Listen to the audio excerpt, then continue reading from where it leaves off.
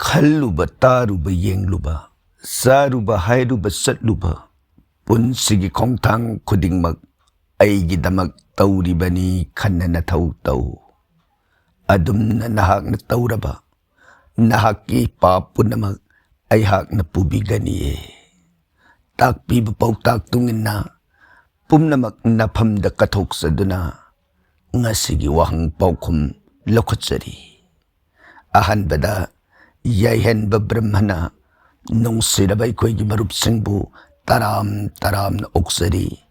ꯈꯨꯔꯨꯝꯖꯔꯤ ꯑꯍꯥꯟꯕꯃꯛꯇꯗ ꯌꯥꯏꯍꯟꯕ ꯕ꯭ꯔꯍ꯭ꯃꯒꯤ ꯋꯥꯍꯪ ꯄꯥꯎꯈꯨꯝ ꯇꯥꯕꯤꯔꯤꯕ ꯃꯌꯥꯝ ꯄꯨꯝꯅꯃꯛꯄꯨ ꯏꯀꯣꯛꯅꯅ ꯈꯨꯔꯨꯝꯖꯔꯤ ꯑꯗꯨꯗꯤ ꯍꯧꯁꯤ ꯃꯣꯅꯤꯀꯥ 22 ꯅꯣꯚꯦꯝꯕꯔꯒꯤ Q&Aꯒꯤ ꯋꯥꯍꯪ ꯂꯧꯈꯠꯆꯒꯦ ꯐꯒꯅꯤ ꯋꯥꯍꯪ ꯂꯧꯈꯠꯄꯤꯔꯛꯑꯣ ꯇꯥꯔꯁꯤ ꯑꯍꯥꯟꯕ ꯋꯥꯍꯪꯗ ꯁꯦꯔꯦꯅꯥ ꯍꯔꯦ ꯀ꯭ꯔꯤꯁꯅ ꯑꯩꯒ꯭ꯌꯥ ꯆꯤꯡꯗꯣꯜ ꯀꯌꯥ ꯂꯥꯞꯅ ꯂꯩꯔꯗꯨꯅ ꯈꯨꯔꯨꯝꯖꯔꯤ ꯑꯩꯈꯣꯏꯕꯨ ꯅꯨꯡꯁꯤꯅ ꯈꯨꯔꯨꯝꯕꯤꯔꯛꯄ ꯐꯣꯡꯗꯣꯛꯄꯤꯔꯛꯄ ꯑꯩꯈꯣꯏꯒꯤ ꯃꯥꯏꯀꯩꯗꯒꯤꯁꯨ ꯅꯨꯡꯁꯤꯅ ꯇꯔꯥꯝꯅ ꯈꯨꯔꯨꯝꯕꯁꯤꯕꯨ ꯑꯣꯛꯆꯔꯤ ꯇꯥꯛꯄꯤꯌꯨ ꯀꯔꯤ ꯃꯇꯥꯡꯒꯤ ꯑꯣꯏꯕꯤꯔꯕꯅꯣ ꯋꯥꯍꯪ ꯑꯃꯇꯪ ꯍꯪꯖꯒꯦ ꯃꯗꯨꯗꯤ ꯙꯨꯞ ꯕꯔꯇꯤ ꯊꯥꯟꯕ ꯃꯇꯝꯗ 3, 6, 9 ꯖꯨꯔꯥ ꯊꯥꯟꯕ ꯐꯠꯇꯦ ꯍꯥꯏꯅꯩ ꯑꯗꯨꯒ ꯁꯟꯀ꯭ꯔꯤꯇꯟꯗ ꯄꯥꯂꯥ 9 ꯂꯦꯞꯇꯨꯅ ꯁꯛꯄꯗꯤ ꯌꯥꯏ ꯍꯥꯏꯅꯩ ꯑꯃꯨꯛꯇ ꯁꯨꯒꯥꯏꯅ ꯇꯥꯛꯄꯤꯌꯨ ꯑꯩꯒ꯭ꯌꯥ ꯈꯨꯔꯨꯝꯖꯔꯤ ꯐ꯭ꯔꯣꯝ ꯁꯣꯏꯕꯨꯝ ꯔꯣꯟꯖꯤꯠ ꯁꯤꯡꯍ ꯂꯩꯍꯧꯄꯛꯀꯤ ꯍꯥꯏꯂꯥꯀꯥꯟꯗꯤ ꯑꯁꯥꯝ ꯔꯟꯖꯤꯠ ꯙꯨꯞ ꯊꯥꯎꯃꯩ ꯀꯠꯄꯗꯤ ꯑꯣꯠ ꯅꯝꯕꯔ ꯑꯣꯏꯅ ꯀꯠꯄꯅ ꯑꯐꯕ ꯑꯣꯏ ꯍꯥꯏꯕꯗꯤ ꯃꯁꯤꯡ 1 ꯀꯠꯄ ꯌꯥꯏ ꯅꯠꯇ꯭ꯔꯒꯅ 3 ꯀꯠꯄ 5 ꯀꯠꯄ 7 9 ꯑꯁꯨꯝꯅ ꯑꯣꯠ ꯅꯝꯕꯔ ꯑꯣꯏꯅ ꯍꯥꯏꯕꯗꯤ ꯅꯥꯃ ꯇꯥꯕ ꯃꯁꯤꯡꯗ ꯀꯠꯄꯅ ꯊꯣꯏꯗꯣꯛꯅ ꯃꯪꯒꯣꯜ ꯑꯣꯏꯕꯒꯤ ꯋꯥꯐꯝꯁꯦ ꯕꯦꯗꯅ ꯊꯝꯕꯤꯔꯝꯃꯤ ꯑꯗꯨꯒ ꯁꯪꯀꯤꯔꯇꯣꯟꯒꯤ ꯋꯥꯐꯝꯁꯤꯗꯤ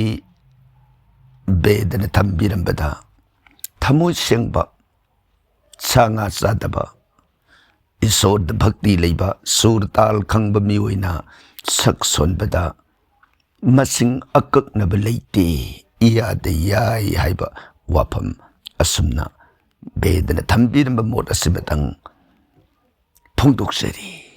ꯊꯥꯒꯠꯆꯔꯤ ꯔꯟꯖꯤꯠ ꯃꯊꯪꯗ ꯂꯧꯈꯠꯆꯒꯦ ꯕꯤꯔꯂꯥ ꯖꯦꯠ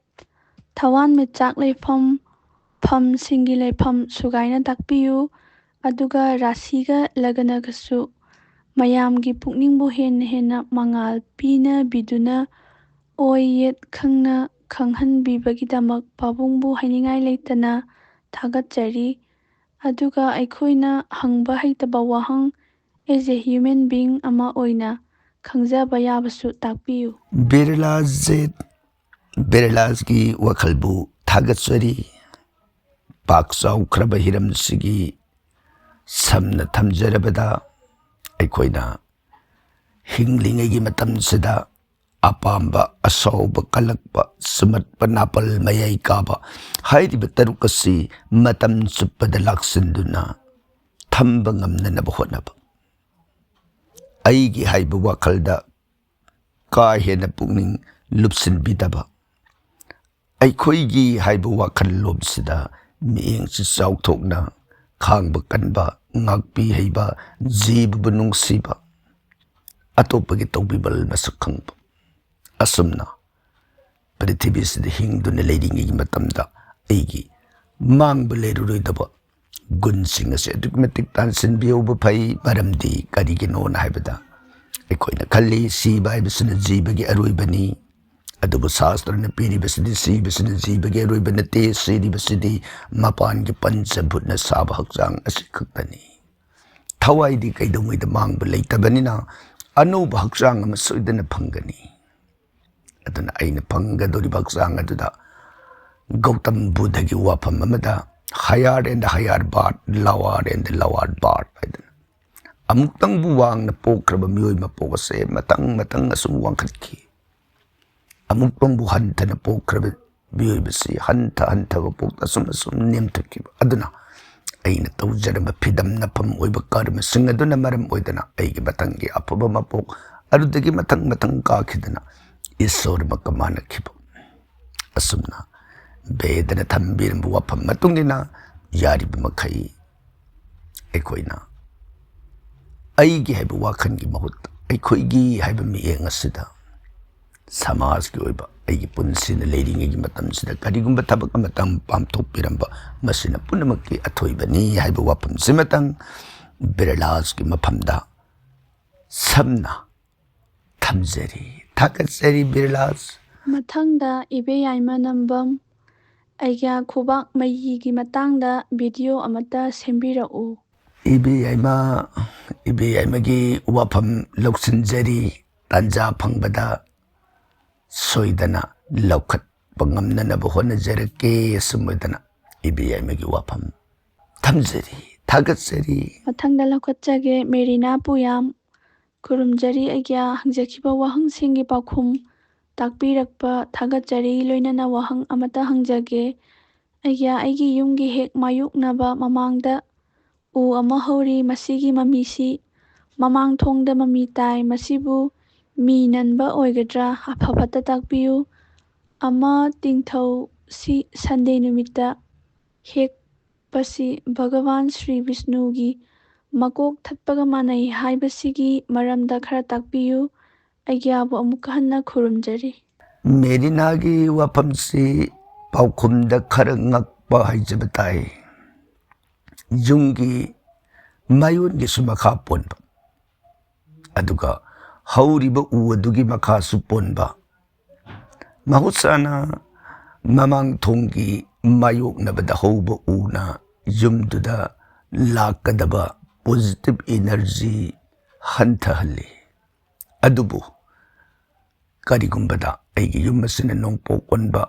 ꯑꯣꯏꯔꯒꯗꯤ ꯑꯩꯒꯤ ꯌꯨꯝꯒꯤ ꯊꯣꯡ ꯑꯗꯨꯒꯤ ꯃꯥꯌꯣꯛꯅꯕꯗ ꯍꯩꯅꯧ ꯄꯥꯝꯕꯤ ꯍꯧꯕꯗꯤ ꯑꯃꯨꯛ ꯐꯗꯣꯏꯅꯤ꯫ ꯑꯗꯨꯅ ꯃꯥꯏꯀꯩꯗꯨꯒꯤ ꯃꯇꯨꯡ ꯏꯟꯅ ꯑꯁꯨꯝꯅ ꯍꯧꯕ ꯃꯥꯡ ꯑꯗꯨꯗ ꯑꯣꯕꯁꯇ꯭ꯔꯛ ꯑꯣꯏꯕ ꯄꯥꯝꯕꯤ ꯂꯩꯕ ꯐꯠꯇ꯭ꯔꯕꯁꯨ ꯑꯐꯕ ꯄꯥꯝꯕꯤ ꯑꯣꯏꯔꯒꯗꯤ ꯑꯗꯨꯒꯤ ꯑꯐꯕ ꯃꯍꯩꯗꯨ ꯑꯗꯨꯝ ꯑꯣꯏꯕ ꯌꯥꯕ ꯂꯩꯔꯤ꯫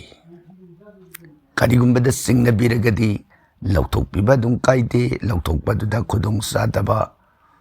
ꯇꯉꯥꯏ ꯐꯗꯕ ꯑꯣꯏꯔꯒꯗꯤ ꯎꯄꯥꯜ ꯑꯗꯨꯒꯤ ꯃꯈꯣꯡ ꯑꯗꯨꯗ ꯀꯣꯄꯔ ꯋꯥꯌꯔꯅ ꯀꯣꯏꯁꯤꯜꯂꯒ ꯊꯝꯕꯤꯕ ꯃꯗꯨꯁꯨ ꯑꯗꯨꯝ ꯐꯩ꯫ ꯌꯨꯝ ꯑꯗꯨꯗ ꯃꯥꯒꯤ ꯑꯣꯕꯁꯇ꯭ꯔꯛꯁꯟ ꯄꯤꯒꯗꯕꯗꯨ ꯀꯣꯔꯤ ꯑꯗꯨꯅ ꯃꯈꯣꯡ ꯑꯗꯨꯗ ꯌꯦꯠꯂꯒ ꯊꯝꯈ꯭ꯔꯕꯅꯤꯅ ꯃꯗꯨꯗꯤ ꯌꯨꯝꯗꯨꯗ ꯊꯣꯏꯗꯣꯛꯄ ꯃꯥꯒꯤ ꯐꯠꯇꯕ ꯍꯤꯟꯗ꯭ꯔꯥꯟꯁ ꯄꯤꯗꯦ ꯍꯥꯏꯕ ꯃꯣꯠꯁꯤꯃ ꯑꯃꯨꯛ ꯊꯝꯃꯒ ꯑꯃꯨꯛ ꯎꯄꯥꯜ ꯑꯗꯨꯗꯒꯤꯅ ꯑꯩꯒꯤ ꯃꯃꯥꯡ ꯊꯣꯡ ꯐꯥꯎꯕ ꯑꯅꯤꯒꯤ ꯃꯔꯛ ꯑꯁꯤꯗ ꯑꯩꯈꯣꯏꯅ ꯇꯨꯂꯁꯤ ꯄꯥꯝꯕꯤ ꯊꯥꯕꯤꯕ ꯍꯥꯏꯕꯗꯤ ꯇꯨꯂꯁꯤ ꯄꯥꯝꯕꯤꯅ ꯃꯔꯛꯇ ꯈꯜꯂꯒ ꯂꯩꯔꯒꯗꯤ ꯍꯥꯏꯔꯤꯕ ꯎꯗꯨꯒꯤ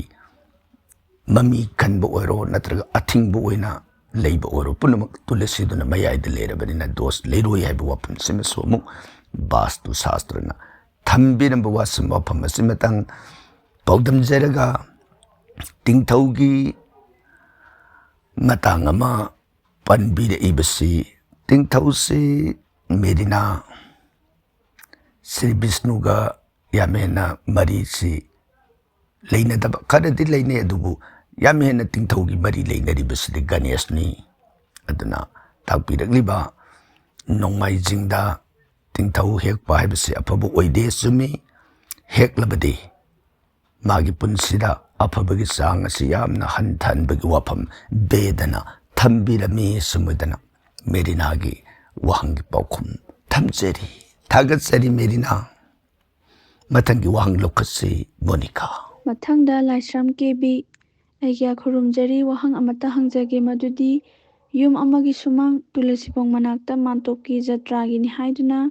ꯃꯈꯨꯜ ꯑꯃ ꯊꯝꯅꯔꯤꯕꯁꯤꯗ ꯈꯥꯃꯦꯟ ꯄꯥꯝꯕꯤ ꯑꯃ ꯍꯦꯛ ꯊꯥꯅꯩ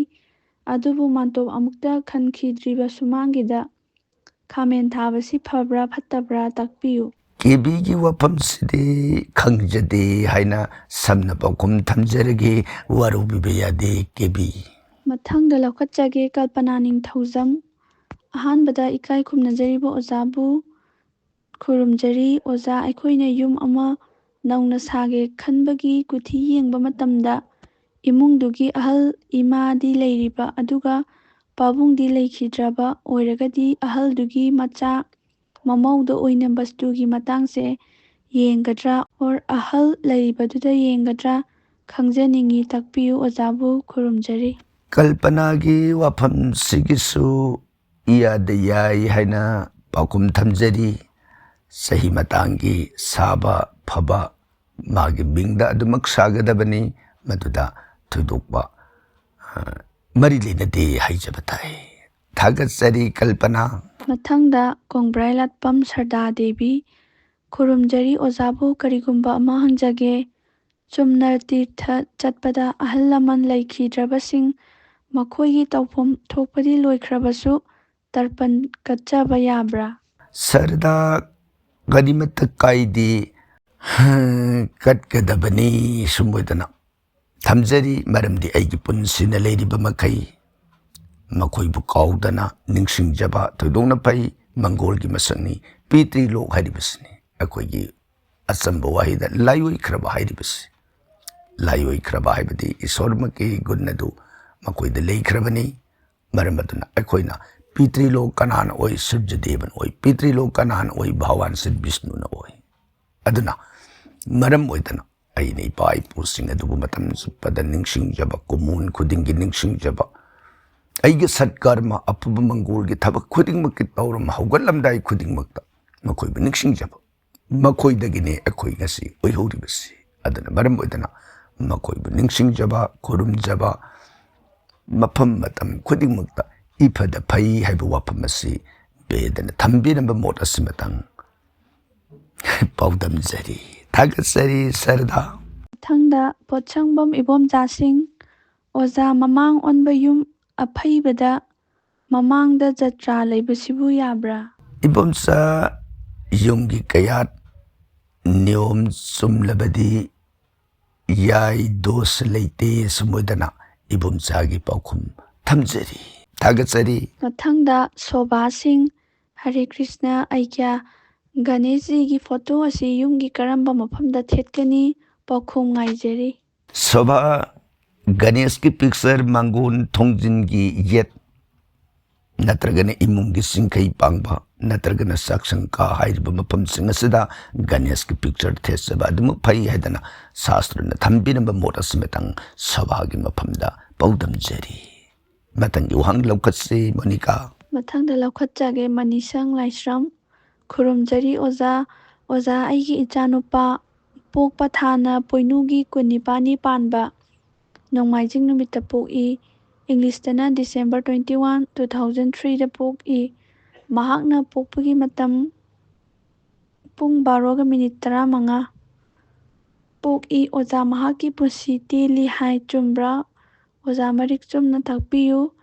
ꯀꯔꯤ ꯑꯖꯥ ꯄꯨꯖꯥ ꯇꯧꯔꯒ ꯏꯆꯥꯒꯤ ꯄꯨꯟꯁꯤ ꯁꯥꯡꯒꯗꯒꯦ? ꯑꯣꯖꯥ, ꯔꯥꯁꯤꯅ ꯇꯨꯂꯥ ꯔꯥꯁꯤꯅꯤ꯫ ꯃꯅꯤꯁꯪꯒꯤ 21 December 2003 ꯄꯨꯡ 12:35 ꯑꯁꯤ ꯑꯔꯦꯞꯄꯗꯤ ꯄꯟꯕꯤꯔꯛꯇ꯭ꯔꯦ, PM ꯑꯣꯏꯅ ꯂꯧꯖꯔꯦ꯫ ꯑꯉꯥꯡꯁꯤ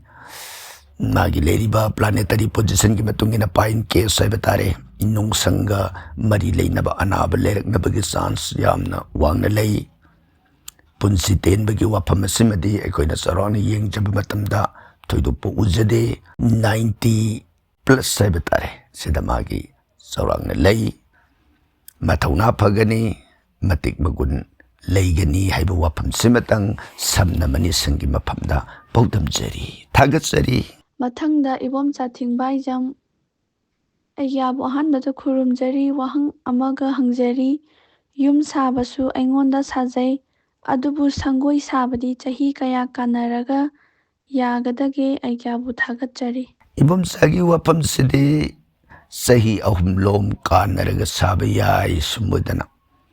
ꯏꯕꯣꯝꯆꯥꯒꯤ ꯋꯥꯍꯪꯒꯤ ꯄꯥꯎꯈꯨꯝ ꯁꯝꯅ ꯊꯝꯖꯔꯤ꯫ ꯊꯥꯒꯠꯆꯔꯤ꯫ ꯃꯊꯪꯗ ꯂꯧꯈꯠꯆꯔꯤ ꯃꯦꯔꯤꯅꯥ ꯗꯦꯕꯤ ꯒꯨꯔꯨꯃꯌꯨꯝ: ꯑꯩꯒ꯭ꯌꯥꯕꯨ ꯈꯨꯔꯨꯝꯖꯔꯤ, ꯑꯩꯒ꯭ꯌꯥꯒꯤ ꯆꯦꯅꯦꯜꯅ ꯊꯃꯣꯏꯗ ꯀꯔꯤꯒꯨꯝꯕ ꯑꯃ ꯗꯥꯎꯠ ꯂꯩꯔꯛꯄ ꯑꯩꯒ꯭ꯌꯥꯗ ꯍꯪꯂꯗꯤ ꯐꯖꯅ ꯁꯦꯡꯅ ꯍꯥꯏꯕꯤꯔꯛꯀꯅꯤ꯫ ꯏꯁꯥꯗ ꯍꯧꯖꯤꯛꯇꯤ ꯑꯁꯨꯛꯀꯤ ꯃꯇꯤꯛ ꯌꯥꯝꯅ ꯅꯨꯡꯉꯥꯏꯕ ꯐꯥꯎꯖꯩ꯫ ꯑꯩꯒ꯭ꯌꯥꯒꯤ ꯒꯨꯔꯨ ꯗꯛꯁꯤꯅꯥ ꯑꯣꯏꯅ ꯏꯁꯣꯔꯗ ꯄꯨꯟꯁꯤ ꯅꯨꯡꯁꯥꯡꯕ ꯆꯦꯅꯦꯜ ꯑꯁꯤꯕꯨ ꯍꯦꯟꯅ ꯍꯦꯟꯅ ꯆꯥꯎꯈꯠꯄ ꯑꯣꯏꯗꯨꯅ ꯏꯁꯣꯔ ꯁꯦꯕꯥ ꯀꯨꯏꯅ ꯇꯧꯕ ꯉꯝꯕ ꯄꯤꯅꯕꯤꯌꯨ ꯍꯥꯏꯗꯨꯅ ꯏꯁꯣꯔꯗ ꯈꯨꯔꯨꯝꯖꯔꯤ꯫ ꯃꯦꯔꯤꯅꯥꯒꯤ ꯊꯥꯒꯠ ꯋꯥꯍꯩ ꯇꯔꯥꯝꯅ ꯑꯣꯛꯆꯔꯤ꯫ Guru Dakshina Sibusu Pigau San Oksari Merinagi Punsi Kongsata Siribawa Namatam Supagi Lamjing Biba Uidasanu Haibu Wapam Asimagasu Makatana Samtizari Tagasari Merina. ꯃꯊꯪꯗ ꯂꯧꯈꯠꯆꯔꯤ ꯒꯨꯅꯄꯇꯤ ꯘꯔꯤ ꯏꯆꯥꯒꯤ ꯄꯥꯎꯈꯨꯝ ꯄꯤꯕꯤꯔꯛꯄꯒꯤꯗꯃꯛ ꯑꯣꯖꯥꯕꯨ ꯍꯟꯅ ꯍꯟꯅ ꯊꯥꯒꯠꯆꯔꯤ꯫ ꯃꯈꯥ ꯇꯥꯔꯛꯄꯗꯗꯤ ꯑꯣꯖꯥꯒꯤ ꯌꯨꯝꯗ ꯂꯥꯛꯆꯔꯒꯦ꯫ ꯑꯣꯖꯥ ꯑꯩꯒꯤꯁꯨ ꯋꯥꯍꯪ ꯑꯃꯠꯇ ꯍꯪꯖꯒꯦ꯫ ꯗꯦꯠ 21 ꯑꯣꯒꯁ 1972 ꯄꯨꯡ 10:10 AM ꯃꯟꯗꯦ ꯃꯐꯝꯅ ꯏꯝꯐꯥꯜꯅꯤ ꯑꯐ ꯐꯠꯇ ꯈꯪꯖꯅꯤꯡꯉꯤ ꯑꯩꯒ꯭ꯌꯥ ꯊꯥꯒꯠꯆꯔꯤ꯫ Gunapatigi 21 August 1972 10 AM Monday da pui haibu wapamsi hauji Gunapati say Yankai Marigi Manung the lady Gargidasa Brihaspati the Sanina Dasa Pibana Budi Loksing Mangba Lan Mangba Imung Manung Anayek Nangba Asinasingba Paul Makan Mapa Ayet but Karpidi Haijabatai Masidagi Upaidi Sak Amadi Sana Siri Hadigi Mandir the Katopiba Pai Aduga Haijabasi February Thadagidi Brihaspati the Sanina Dasa Pirambasi Thado Kragani Aduna Karamakai di Dasasi Hunter Agani Haibu Wapam Simatang Gunapatigi Mapamda Pogdam Zeri. ꯃꯊꯪꯗ ꯂꯧꯈꯠꯆꯔꯤ ꯏꯔꯤꯈꯨꯟꯕꯤ ꯍꯔꯦ Krishna guitar Jayanti ꯅꯨꯃꯤꯠꯁꯤꯕꯨ ꯑꯍꯥꯟꯕ ꯃꯛꯇꯗ ꯈꯨꯔꯨꯝꯖꯔꯤ꯫ ꯑꯍꯥꯟꯕꯗ ꯑꯣꯖꯥ guitar ꯖꯌꯟꯇꯤꯒꯤ ꯃꯔꯝ ꯈꯔꯗꯪ ꯇꯥꯛꯄꯤꯌꯨ꯫ ꯑꯅꯤꯁꯨꯕꯗ ꯚꯣꯒ ꯚꯣꯒ ꯁꯟꯖꯨꯛꯇ ꯑꯣꯏꯕ ꯍꯥꯏꯔꯤꯕ ꯑꯁꯤꯒꯤ ꯑꯥꯔꯊ ꯀꯔꯤꯅꯣ? Thank you Pratibha Singaraban Kasar. Pratibha Singaraban Kasar the Libiribagi Srimad Bhagavad Gitabu Nungsiba Amadi Gita Jayanti Gimaramda Takpirak Libasi Nasidagi Sahi Lising Manga Sam Humpu Nitoi Gimamangda Ai Balairik Oina Putokip Madubu Ningsing Bagitauram Amani Haijabatai Mamang the Gitasi Mahabharata Ganga Kurukshetra Bhawan Sri Krishnana Sana Toiraba Manai Arjun gi mafam da takibasi Sinbung oina lerambado Lairik oina Aibu oina Putoklakibasi Haidiba Matam sida putokpiki Madubu ningsingbagi tauramni Masi sayi kudingi oina Poinu thagi pankhalakba Moksada Ekadasi Nimita Pangthoki Aduna Haidiba Nimitasi Gregorian calendar ki data handak sahi ki oina December ki tangwan Monday numita oikibasi magidi poinu pangkhalakba ekadasi da oigadawbani na mathang sahi 2026 ta December ki tangkun Sunday da oina Gita Jayanti ki thauramasi pangthokani numisida Moksada Ekadasi Poinu Thagi Pankhalakpagi Ekadasi numitasi oiri aduga makhatana Pratibhana takpiraklibasi bhoga bhoga sangjukta oiba haibadi nupi ani yumban ba haibani nupiga yumban madudagi polakhiba masa adubuni ekoina Ramayan gi warida yaukhiba Bhoga Bhoga Sangjukta oiba haiba wafam ama thamjakibadu admasida karigumba singnaba khara phaurakpa yai masida thamjaningba wafam amatang hairagadi Ishwargi wariga ngasigi oiriba samajik oiba mirul sigi wariga manan ekoida khak yengbiroidobani adhyatmik philosophical oiba miengda singsinbiraga Ishwargi oiba raslilada sangsinbagi tangai phadaba lei karigino haibada liriba wari asina ekoida nungda rasik oiba loksinba yaba phidam oiba yaba nungda karino mana phummaga chaliba wafamsi haibana singba tatta mayam ama nainabagi darkar leibana mapanda yengaga मधु नुपी अनि युम्बानमिन्नरगा मसा ओइरकपसि ओइथोक्तबनि हाइना खक हेक्ता ताबगा खनबिरोइदौबनि नुंगदा अर्थ Larry हाइबा वाफम सिमतंग प्रतिभागी मफमदा मखा ताना हंगबिरइबा वाहंग असिगी supplement ओइना थमजबनि थाकचरी मथंगदा लौखꯠचरी Yashpal नोंथोंबम अहानबदा अैक्याबु थमोइ सेंना खुरुमजरी वहंग अमखक हंगजरी मदुदी ममांग ओनबा युमगी कोंथोंग मखा ओनना फाटपसि फत्तबरा करी प्रतिकार तौजगनी ताकपियु रंजित कक्याय रंजित की खुरुम बिरक तराम तराम ओक्सरी रंजित सिंखैदगी पॉजिटिव एनर्जी मखन खुदिंगमक्सी अखोइगी पुंसिसिगी खोंचत्ता लाखफमनी हाइबताई अदुगा मखा माइकैदी अफबु ओइदे तंगाई फद्रगदी मखा माइकैसिदा आइगी कोंथोंग लैरे हाइरबनिना तंगाई फदना माइकै अदुदा गेट अमा साबिबा यामना फै थोंग अदु साबिरिबा गेट की थोंग असि मपालोमदा हाइबा नतबा युम इंखोलोमदा आइदि मनुंगलोमदा क्लॉकवाइज दा हंगबिबा अदुगा थोंगी मथक अदुदना ओम स्वास्ति अमदि त्रिशूल अहुम सिगी मरकता मतंग थेलगसु याय अहुमक थेलगसु याय थोंग मथक तुदा थेतपिबा अदुगा मफम असि अयाम्बा मतमदा लूना नाना थंबिबा अदुगा मफम मनाक अदुदा येलोगी नत्रगा व्हाइट की बल्ब अमा थानदुना थंबिबा अयु नुथिंगी मतमददि तानबिद्रबसु यारे नमिदांगी मतमददि तंगाई पदना हाइरिबा कलर अनिसिगी मरकता बल्ब अमा सोइदना थानबिबि यामना फै अदुगा अैगी लैदिबा युमफम प्लॉट अदुगी सिंखै पांगबा माइकै अैगी कोंथोंग सत्पा याखिद्रिबदो अदुगी अथिंगबु ओइदिबा सिंखै पांगबा माइकै अदुगी अैगी लमगी सिमना अरुइबदुदा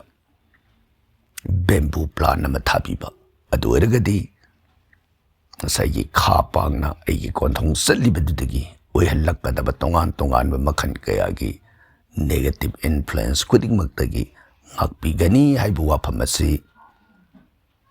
वास्तु शास्त्र थम्बिरब मोड असमतंग रंजित की मफमदा पौदम चरी थागसरी रंजित मथंगदा लौखत्चरी इचन अमूबी ओजाबु इंखोल की करंब मफमदा संब पांबी थागदगे तकपियु खुरुमजरी इसन अमूबी की सांब पांबी हाइरिबसी युम इंखोलदा थाबा अफब ओइदे थाबिरोइ दौबनी हाइना वास्तु शास्त्र न मोड थम्बिरमी मसिना अहिंगी मतमदा हाइबताई अहिंगी मतम थेंगब कांदा हॉरर ओइबा इफेक्ट्स थोली अरमदना युमसिदा अफन नुंगाइगी सांग यामना हंथरली मरमदना मासिद लमांगदा थाबिगदौबनी युम इंखोल लेनरिबा मफमददी थाबिरोइ दौबनी हाइबा वाफम पौदम जरी थागसरी सलमुबी मथंगदा अनिता nganngom अैग्याबु लापना खुरुमजरी अैग्या इंखोलदा तखेलै पांबीदा सातपा लैदो लोइख्रगा मपान सातपसिगी अफबता अमुक्ता ताकपिरओ अनिता की तखेलै थाबा हाइबसिदी फदा फै फत्तबा हाइबा करिमता लेते अवांगदा सिंखैदा दगी अैगी इमुंगी बेडरूमदा लोइना मा थाबदा इफदा फै तखेलैसे अदना तखेलैगी सातपा लोइखिबा हौरकपगी वाफम करिमता येंबिरुनु मसाना तखेलै पांबी युमदुदा पॉजिटिव एनर्जी चंगबा अदुगा माइंड पीस ओइबा रिलैक्स ओइबा मखन कया मंगोंद लै मरमदुना फै हाइबा वाफम सिमतंग अनितागी मफमदा पौदम जरी मथंगदा लंचेनबा Oinam Babung date over 1887 August 2 थवानगी तारीख पानबा मतमना पुंग 8:45 AM Sunday अमसुंग डेट ओवर 1888 July 19 इंगिनगी 5 पानबा मतमना पुंग 8 PM Tuesday अनिसी पक्नब्रा अमुक्तंग हाइबिरओ ꯄꯣꯛꯐꯝꯅ ꯀꯩꯕꯨꯜ ꯂꯝꯖꯥꯎ ꯑꯃꯗꯤ ꯎꯆꯤꯋꯥꯅꯤ ꯊꯥꯒꯠꯆꯔꯤ꯫ ꯂꯟꯆꯦꯟꯕꯒꯤꯁꯦ 1887 ꯍꯥꯏꯕꯒꯤ ꯃꯍꯨꯠꯇ 19 ꯑꯣꯏꯔꯝꯒꯗꯕ ꯃꯥꯜꯂꯦ꯫ ꯑꯅꯤꯃꯛ 18 ꯂꯣꯏꯅ ꯏꯕꯤꯔꯛꯑꯦ꯫ ꯂꯟꯆꯦꯟꯕ ꯑꯣꯏꯅ ꯄꯨꯈꯠꯄꯤꯔꯛꯏꯕꯁꯤ ꯃꯦꯜ ꯐꯦꯃꯦꯜ ꯀꯔꯝꯕꯅꯣ ꯍꯥꯏꯕꯗꯨ ꯃꯌꯦꯛ ꯈꯖꯤꯛ ꯁꯦꯡꯐꯥꯠꯇꯦ, ꯑꯗꯨꯕꯨ ꯑꯃꯕꯨ ꯑꯣꯏꯔꯦ ꯑꯩꯈꯣꯏꯅ ꯆꯥꯎꯔꯥꯛꯅ ꯌꯦꯡꯖꯕ ꯃꯇꯝꯗ ꯑꯅꯤ ꯑꯁꯤ ꯌꯥꯝꯅ ꯄꯛꯅꯕ ꯑꯣꯏ꯫ ꯑꯥꯎꯠ ꯑꯣꯐ 36ꯀꯤ ꯃꯅꯨꯡꯗ ꯍꯥꯏꯕꯗꯤ 53ꯀꯤ ꯃꯅꯨꯡꯗ 25.5 ꯄꯛꯅꯩ꯫ ꯂꯣꯡ ꯂꯥꯁꯇꯤꯡ ꯔꯤꯂꯦꯁꯟꯁꯤꯞ ꯑꯣꯏꯒꯅꯤ ꯍꯥꯏꯕ ꯋꯥꯐꯝꯁꯤꯃꯇꯪ ꯂꯟꯆꯦꯟꯕ ꯑꯣꯏꯅꯥꯝꯒꯤ ꯃꯐꯝꯗ ꯊꯝꯖꯔꯤ꯫ ꯊꯥꯒꯠꯆꯔꯤ꯫ ꯃꯊꯪꯗ ꯂꯧꯈꯠꯆꯒꯦ ꯁ꯭ꯃꯥꯏꯂꯤꯡ ꯒ꯭ꯔꯦ꯫ ꯁꯣꯔꯤ ꯑꯩꯒ꯭ꯌꯥ ꯁ꯭ꯄꯦꯂꯤꯡ ꯂꯥꯟꯈ꯭ꯔꯦ, ꯉꯥꯛꯄꯤꯌꯨ꯫ ꯑꯩꯒꯤ ꯏꯆꯥ ꯑꯍꯟꯁꯦ 1993 ꯗꯤꯁꯦꯝꯕꯔ 17 ꯅꯨꯡꯗꯥꯡ ꯄꯨꯡ 12 ꯃꯇꯨꯡ ꯄꯨꯡ 2:50ꯗ ꯄꯣꯛꯏ꯫ ꯄꯥꯟꯖꯤꯅ ꯏꯔꯥꯏ ꯑꯣꯏꯍꯜꯂꯤ ꯑꯗꯨꯒ 8 ꯍꯥꯎꯁꯅꯤ ꯍꯥꯏꯔꯛꯏ꯫ ꯑꯩꯒ꯭ꯌꯥ ꯑꯗꯨꯒ ꯄꯣꯏꯅꯨꯒꯤ ꯃꯔꯤꯅꯤ ꯄꯥꯟꯕ ꯅꯨꯃꯤꯠꯅꯤ꯫ ꯑꯩꯒ꯭ꯌꯥꯒꯤ Q&A ꯇꯥꯖꯕꯗ ꯌꯥꯝꯅ ꯅꯨꯡꯉꯥꯏꯖꯩ, ꯂꯦꯞꯇꯅ ꯇꯥꯖꯩ꯫ ꯑꯩꯒ꯭ꯌꯥꯅ ꯏꯆꯥꯁꯤꯒꯤ ꯃꯔꯝꯗ ꯅꯨꯄꯤ ꯃꯐꯝꯒ ꯀꯣꯟꯅꯅ ꯇꯥꯛꯄꯤꯔꯗꯤ ꯌꯥꯝꯅ ꯅꯨꯡꯉꯥꯏꯖꯒꯅꯤ꯫ ꯑꯃꯨꯛꯀꯁꯨ ꯈꯨꯔꯨꯝꯖꯔꯤ꯫ ꯏꯁꯃꯥꯏꯂꯤꯡ ꯇꯥꯛꯄꯤꯔꯛꯂꯤꯕ 1993 ꯗꯤꯁꯦꯝꯕꯔꯒꯤ ꯇꯥꯡ 18 ꯄꯨꯡ 2:50 AM ꯍꯥꯏꯕꯗꯤ ꯑꯍꯤꯡ ꯃꯃꯩ ꯅꯣꯡꯉꯥꯜꯂꯝꯗꯥꯏꯒꯤ ꯃꯇꯝꯗ ꯄꯣꯛꯄ ꯑꯉꯥꯡ ꯑꯁꯤ ꯀꯔꯤ ꯍꯥꯏꯒꯅꯤ? ꯑꯁꯤꯒꯨꯝꯕ ꯄꯨꯡꯐꯝ ꯃꯇꯝꯁꯤꯗ ꯄꯣꯛꯄꯁꯤꯡ ꯑꯁꯤ ꯐꯝꯃꯤꯟꯅꯔꯒ ꯚꯥꯞ ꯇꯥꯃꯤꯟꯅꯔꯒ ꯌꯦꯡꯕꯅꯗꯤ ꯃꯄꯨꯡ ꯐꯥꯕ ꯍꯦꯟꯒꯗꯧꯕꯅꯤ꯫ ꯑꯗꯨꯕꯨ ꯑꯗꯨꯝ ꯏꯕꯤꯔꯛꯑꯦ꯫ ꯃꯁꯤꯗ ꯍꯥꯏꯖꯔꯨꯕꯒꯤ ꯑꯥꯔꯊꯗꯤ ꯀꯔꯤꯅꯣ ꯍꯥꯏꯕꯗ ꯁꯤꯗ ꯊꯝꯕꯤꯔꯤꯕ ꯇꯥꯡ 18 ꯑꯁꯤꯒꯤ ꯄꯨꯡ 2:30 ꯅꯣꯡꯉꯥꯜꯂꯝꯗꯥꯏ ꯍꯥꯏꯅ ꯏꯔꯛꯄꯁꯤꯗ ꯃꯁꯤ ꯇꯥꯡ 19 ꯑꯣꯏꯔꯒꯗꯧꯕꯗ 18 ꯍꯥꯏꯔꯤꯕ꯭ꯔꯥ? ꯅꯠꯇ꯭ꯔꯒꯅ 13ꯀꯤ ꯑꯍꯤꯡ ꯅꯣꯡꯌꯥꯏ ꯃꯇꯨꯡ 18 ꯕꯥꯔꯣ ꯂꯥꯜꯂꯛꯄꯒꯤ ꯄꯨꯡꯐꯝꯁꯤꯗ ꯑꯩꯈꯣꯏꯒꯤ ꯑꯦꯁꯇ꯭ꯔꯣꯂꯣꯖꯤꯁꯤꯡꯒꯤ ꯃꯔꯛꯇꯁꯨ ꯃꯗꯨ ꯀꯔꯤ ꯍꯥꯏꯒꯅꯤ, ꯀꯟꯐ꯭ꯌꯨꯁ ꯇꯧꯕ ꯍꯥꯏꯒꯗ꯭ꯔꯥ? ꯚꯥꯞ ꯑꯃꯔꯣꯝꯗ ꯅꯣꯡꯌꯥꯏ ꯃꯇꯨꯡꯒꯤ ꯄꯨꯡꯐꯝ ꯑꯁꯤ ꯍꯦꯛ ꯀꯥꯎꯕꯒꯨꯝ ꯆꯨꯝꯅ ꯏꯔꯛꯄꯁꯨ ꯃꯌꯥꯝ ꯑꯃ ꯌꯥꯎꯔꯤ, ꯑꯗꯨꯒ ꯍꯦꯛ ꯀꯥꯎꯅ ꯆꯠꯈꯤꯕꯁꯨ ꯑꯗꯨꯝ ꯌꯥꯎꯏ꯫ ꯍꯥꯏꯗꯤ ꯃꯥꯒꯤ ꯂꯩꯔꯤꯕ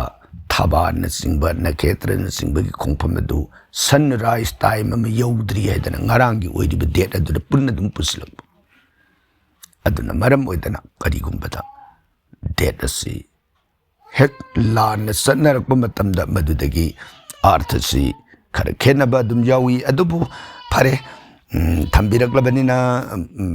ꯑꯉꯥꯡ ꯑꯁꯤꯒꯤ ꯆꯥꯎꯔꯥꯛꯅ ꯅꯩꯅꯖꯕ ꯃꯇꯝꯗ ꯕꯨꯙꯤ ꯒ꯭ꯌꯥꯟ ꯂꯩꯒꯅꯤ, ꯑꯐꯕ ꯁꯤꯟꯐꯝ ꯐꯪꯒꯅꯤ,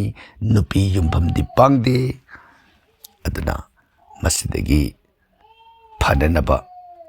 ꯎꯄꯥꯏ ꯑꯃꯇꯪ ꯍꯥꯏꯔꯒꯗꯤ ꯏꯔꯥꯏ ꯃꯔꯨꯞ ꯑꯣꯏꯅꯅꯕ ꯍꯣꯠꯅꯕꯤꯌꯨ꯫ ꯐ꯭ꯔꯥꯏꯗꯦ ꯄ꯭ꯂꯥꯅꯦꯠ ꯑꯁꯤꯅ ꯃꯥꯒꯤ ꯄꯨꯟꯁꯤꯗ ꯆꯥꯎꯅ ꯑꯌꯦꯠꯄ ꯑꯃ ꯄꯤꯗꯨꯅ ꯂꯩ ꯍꯥꯏꯕ ꯋꯥꯐꯝꯁꯤꯃꯇꯪ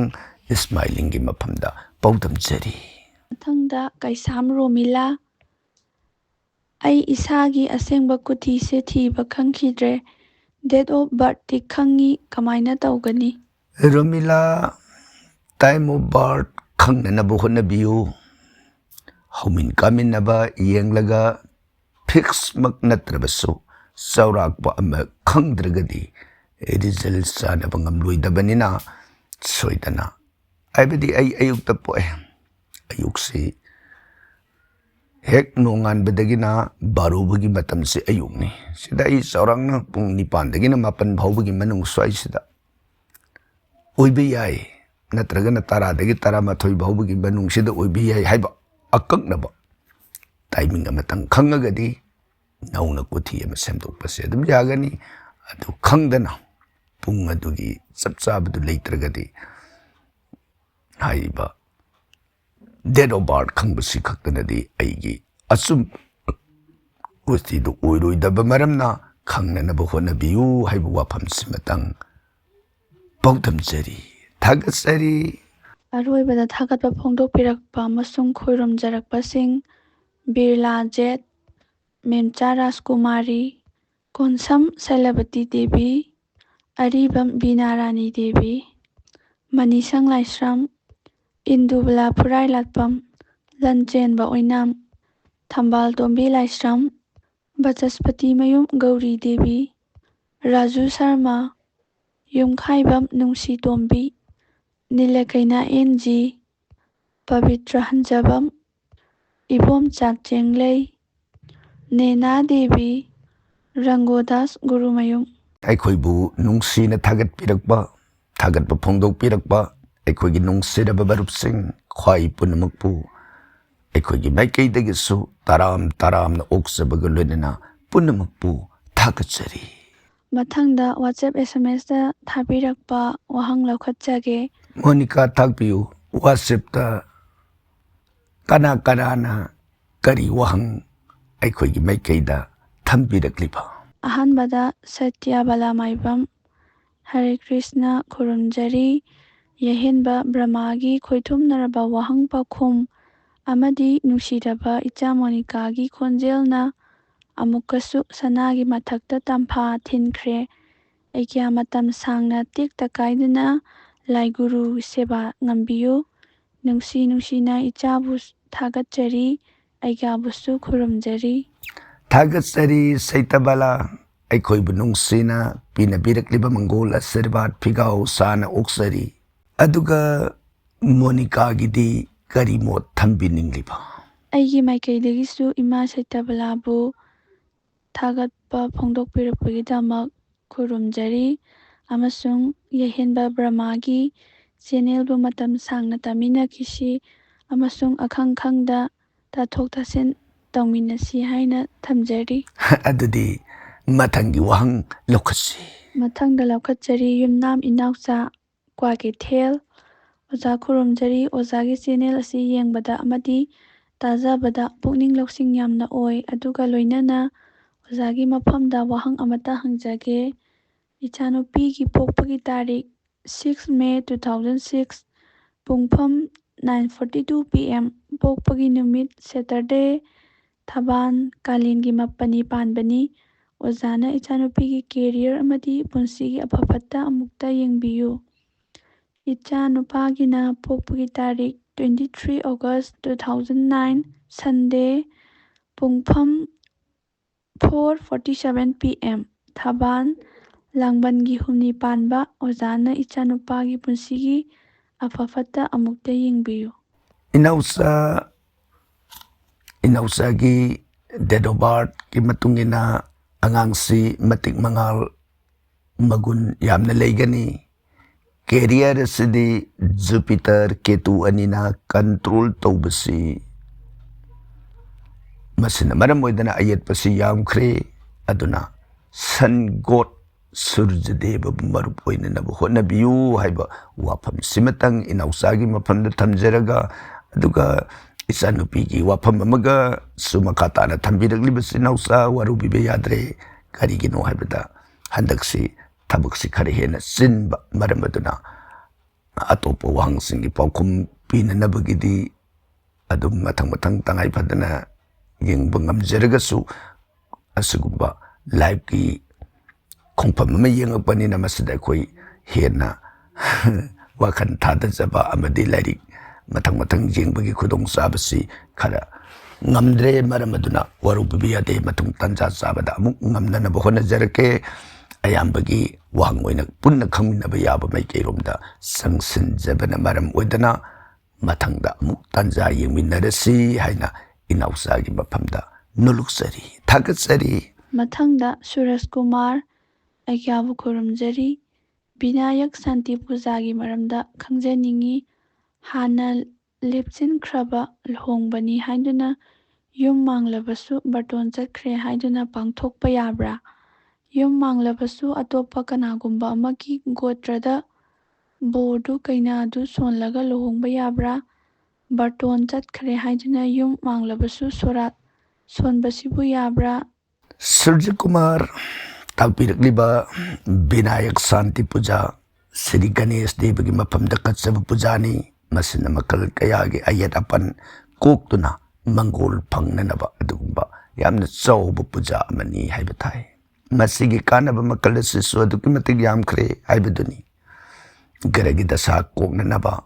ꯑꯉꯥꯡ ꯑꯐꯕ ꯑꯣꯏꯅꯅꯕ ꯑꯗꯨꯗꯒꯤ ꯕꯥꯁꯇꯨ ꯗꯣꯁ ꯀꯣꯛꯍꯟꯕ ꯉꯝꯕ ꯃꯈꯜ ꯃꯈꯥ ꯀꯌꯥꯒꯤ ꯃꯁꯤꯗ ꯄꯤꯔꯤ ꯑꯗꯨꯒ ꯃꯈꯥꯗ ꯇꯥꯛꯄꯤꯔꯛꯂꯤꯕ ꯋꯥꯐꯝꯁꯤꯡ ꯑꯁꯤꯗꯤ ꯗꯦꯃꯣꯀ꯭ꯔꯦꯁꯤꯅꯤꯅ ꯑꯩꯈꯣꯏꯒꯤ ꯃꯣꯠ ꯊꯝꯖꯅꯤꯡꯗ꯭ꯔꯦ ꯑꯐꯕ ꯐꯠꯇꯕꯒꯤ ꯃꯍꯩ ꯃꯁꯥꯅ ꯐꯪꯖꯔꯒ ꯈꯪꯖꯔꯁꯅꯨ ꯁꯨꯝ ꯑꯣꯏꯗꯅ ꯁꯨꯔꯖꯀꯨꯃꯥꯔꯒꯤ ꯃꯐꯝꯗ ꯄꯥꯎꯗꯝꯖꯔꯤ ꯊꯥꯒꯠꯆꯔꯤ ꯃꯊꯪꯗ ꯂꯧꯈꯠꯆꯔꯤ ꯕꯤꯅꯣꯗꯤꯅꯤ ꯁꯒꯣꯜꯕꯟ ꯑꯩꯒ꯭ꯌꯥ ꯀꯔꯤꯒꯨꯝꯕ ꯑꯃ ꯍꯪꯖꯔꯤ ꯕꯩꯁꯅꯕꯁꯤꯡꯅ ꯆꯟꯗꯟ ꯑꯃꯨꯕ ꯊꯤꯜꯂꯕꯁꯤ ꯀꯔꯤꯒꯤꯅꯣ ꯆꯟꯗꯟ ꯑꯉꯧꯕꯁꯤꯒ ꯀꯔꯤ ꯈꯦꯠꯅꯕꯒꯦ ꯈꯪꯗꯕꯅꯤꯅ ꯑꯩꯈꯣꯏꯗꯤ ꯑꯉꯧꯕ ꯊꯤꯜꯂꯤ ꯈꯦꯠꯅꯕ ꯈꯪꯖꯅꯤꯡꯏ ꯕꯤꯅꯣꯗꯤꯅꯤ ꯇꯥꯛꯄꯤꯔꯛꯂꯤꯕ ꯑꯅꯤꯁꯤ ꯆꯞ ꯃꯥꯟꯅꯩ ꯍꯥꯏꯖꯒꯦ ꯑꯅꯤꯃꯛ ꯕ꯭ꯔꯤꯟꯗꯥꯕꯣꯟ ꯑꯃꯗꯤ ꯗ꯭ꯋꯥꯔꯀꯥꯗ ꯐꯪꯕ ꯑꯀꯟꯕ ꯅꯨꯡꯒꯨꯝꯕ ꯂꯩꯕꯥꯛꯃꯛꯇꯅꯤ ꯍꯥꯏꯖꯕ ꯇꯥꯏ ꯒꯣꯄꯤ ꯆꯟꯗꯟ ꯍꯥꯏꯔꯒꯁꯨ ꯈꯪꯉꯤ ꯃꯨꯔꯇꯤꯀꯥ ꯍꯥꯏꯔꯒꯁꯨ ꯑꯗꯨꯝ ꯈꯪꯉꯤ ꯃꯨꯔꯇꯤꯀꯥ ꯍꯥꯏꯕꯅ ꯁꯪꯁꯀ꯭ꯔꯤꯠ ꯑꯥꯔꯊꯗ ꯂꯩꯕꯥꯛ ꯍꯥꯏꯕꯅꯤ ꯒꯣꯄꯤ ꯆꯟꯗꯟ ꯍꯥꯏꯔꯒꯅ ꯀ꯭ꯔꯤꯁꯅꯅ ꯗ꯭ꯋꯥꯔꯀꯥꯗ ꯆꯠꯈ꯭ꯔꯕꯗ ꯒꯣꯄꯤꯁꯤꯡꯅ ꯍꯛꯆꯥꯡ ꯊꯥꯗꯣꯛꯈꯤꯕ ꯑꯗꯨꯒꯨꯝꯕ ꯃꯐꯝꯅꯤ ꯃꯁꯤꯗ ꯑꯃꯨꯕ ꯃꯆꯨ ꯑꯉꯥꯡꯕ ꯃꯆꯨ ꯑꯉꯧꯕ ꯃꯆꯨ ꯁꯅꯥꯒꯤ ꯃꯆꯨ ꯃꯈꯟ ꯃꯈꯟ ꯐꯪꯉꯤ ꯆꯟꯗꯣꯟꯁꯤꯗ ꯑꯗꯨꯅ ꯃꯗꯨꯕꯨ ꯀꯨꯞꯅ ꯇꯛꯈꯥꯏꯔꯒ ꯏꯁꯤꯡꯒ ꯌꯥꯟꯅꯔꯒ ꯅꯤꯡꯊꯤꯅ ꯁꯦꯝꯕ ꯑꯗꯨꯒꯨꯝꯕ ꯆꯟꯗꯣꯟꯅꯤ ꯃꯁꯤꯅ ꯍꯛꯆꯥꯡꯒꯤ ꯃꯐꯝ 12ꯗ ꯊꯤꯟꯖꯕꯗ ꯁ꯭ꯔꯤꯍꯔꯤꯅ ꯊꯣꯏꯗꯣꯛꯅ ꯄꯦꯟꯕꯤ ꯑꯩꯅ ꯍꯣꯝ ꯖꯣꯞ ꯖꯥꯒ ꯖꯩꯒ ꯄꯨꯖꯥ ꯀꯠꯆꯕꯃꯛ ꯉꯝꯗ꯭ꯔꯕꯁꯨ ꯅꯤꯇꯤꯒꯤ ꯍꯛꯆꯥꯡꯗ ꯆꯟꯗꯣꯟ ꯑꯁꯦ ꯃꯐꯝ 12ꯗ ꯊꯤꯟꯖꯕꯗ ꯍꯣꯝ ꯄꯨꯖꯥ ꯖꯥꯒ ꯖꯩꯒ ꯄꯨꯏꯅ ꯀꯔꯝ ꯃꯌꯥꯝ ꯑꯃ ꯇꯧꯖꯕꯒꯤ ꯃꯍꯩ ꯑꯗꯨ ꯐꯪꯕ ꯉꯝꯃꯤ ꯚꯒꯋꯥꯟꯅ ꯄꯦꯟꯕꯤ ꯑꯗꯨꯗ ꯅꯠꯇꯅ ꯑꯩꯈꯣꯏ ꯃꯤꯑꯣꯏꯕꯅ ꯁꯤꯔꯕ ꯃꯇꯝꯗ ꯍꯛꯆꯥꯡꯗ ꯆꯟꯗꯣꯟ ꯊꯤꯟꯕꯗ ꯑꯗꯨꯒꯨꯝꯕ ꯍꯛꯆꯥꯡ ꯑꯗꯨꯒꯤ ꯊꯋꯥꯏ ꯑꯗꯣ ꯏꯕꯨꯡꯉꯣꯅ ꯕꯩꯀꯨꯟꯊ ꯙꯥꯝꯗ ꯂꯦꯞꯅ ꯄꯨꯕꯤ ꯍꯥꯏꯕ ꯋꯥꯐꯝꯁꯤꯃꯁꯨ ꯑꯗꯨꯝ ꯃꯈꯥ ꯇꯥꯅ ꯊꯝꯕꯤꯔꯝꯃꯤ ꯕꯦꯗꯅ ꯑꯗꯨꯅ ꯃꯔꯨꯑꯣꯏꯕꯗꯤ ꯆꯟꯗꯣꯟ ꯑꯁꯤ ꯃꯥꯒꯤ ꯑꯁꯦꯡꯕ ꯂꯩꯕꯥꯛ ꯑꯗꯨꯅꯤ ꯍꯥꯏꯖꯕ ꯇꯥꯏ ꯍꯥꯏꯕꯗꯤ ꯃꯥꯒꯤ ꯑꯁꯤꯒꯨꯝꯕ ꯕ꯭ꯔꯖ ꯕ꯭ꯔꯤꯟꯗꯥꯕꯣꯟ ꯅꯠꯇ꯭ꯔꯒꯅ ꯗ꯭ꯋꯥꯔꯀꯥꯒꯤ ꯃꯥꯒꯤ ꯐꯪꯉꯤꯕ ꯃꯐꯝ ꯑꯗꯨ ꯅꯨꯡꯒꯨꯝꯕꯅꯤ ꯃꯥꯗꯤ ꯅꯨꯡꯁꯤ ꯀꯨꯞꯅ ꯇꯛꯈꯥꯏꯔꯕ ꯃꯇꯨꯡꯗ ꯏꯁꯤꯡꯒ ꯌꯥꯟꯅꯔꯒ ꯁꯦꯝꯃꯛꯀꯗꯣꯏꯅꯤ ꯃꯗꯨ ꯅꯠꯇꯗꯅ ꯃꯥꯅ ꯁꯦꯟꯗꯥꯟ ꯂꯝꯕꯤꯗ ꯀꯃꯔꯁꯤꯌꯦꯜ ꯑꯣꯏꯅ ꯑꯦꯅꯤ ꯂꯩꯕꯥꯛ ꯑꯃꯗꯒꯤ ꯃꯇꯧ ꯃꯥꯟꯅꯅꯕ ꯁꯦꯝꯃꯒ ꯁꯥꯔꯒ ꯄꯪꯇꯧ ꯇꯧꯕ ꯑꯗꯨꯗꯤ ꯑꯐꯕ ꯅꯠꯇꯦ ꯑꯗꯨ ꯅꯠꯇꯕ ꯃꯥꯒꯤ ꯄꯤꯌꯣꯔ ꯍꯥꯏꯕ ꯇꯥꯏ ꯑꯁꯦꯡꯕ ꯃꯐꯝꯗꯨꯒꯤ ꯂꯩꯕꯥꯛ ꯑꯗꯨꯗꯤ ꯃꯁꯥꯅ ꯑꯐꯕ ꯑꯣꯏꯒꯅꯤ ꯍꯥꯏꯕ ꯋꯥꯐꯝꯁꯤꯃꯇꯪ ꯕꯤꯅꯣꯗꯤꯅꯤꯒꯤ ꯃꯐꯝꯗ ꯄꯥꯎꯗꯝꯖꯔꯤ ꯊꯥꯒꯠꯆꯔꯤ ꯕꯤꯅꯣꯗꯤꯅꯤ ꯃꯊꯪꯗ ꯆꯥꯎꯕ ꯁꯔꯃ ꯒꯣꯇꯤꯃꯌꯨꯝ ꯖꯌꯔꯥꯗꯦ ꯚꯛꯇꯤ ꯇꯧꯖꯔꯤ ꯑꯣꯖꯥꯕꯨ ꯑꯣꯖꯥꯅꯁꯨ ꯍꯦꯟꯅ ꯈꯪꯕꯤꯔꯤꯕꯅꯤ ꯇꯨꯜꯁꯤꯒꯤ ꯃꯒꯨꯟꯁꯤꯗ ꯋꯥꯡꯈ꯭ꯔꯕꯅꯤ ꯃꯥꯕꯨ ꯌꯥꯎꯗꯅ ꯄꯨꯖꯥ ꯁꯦꯕꯥ ꯇꯧꯖꯔꯤꯕ ꯐꯜ ꯂꯩꯇꯦ ꯚꯒꯋꯥꯟꯅ ꯂꯧꯕꯤꯗꯦ ꯑꯗꯨꯅ ꯃꯔꯨ ꯑꯣꯏꯕ ꯃꯥꯕꯨ ꯍꯦꯛꯆꯟꯕꯁꯤ ꯐꯠꯇꯕ ꯃꯇꯝ ꯄꯨꯔꯅꯤꯃꯥ ꯊꯥꯁꯤ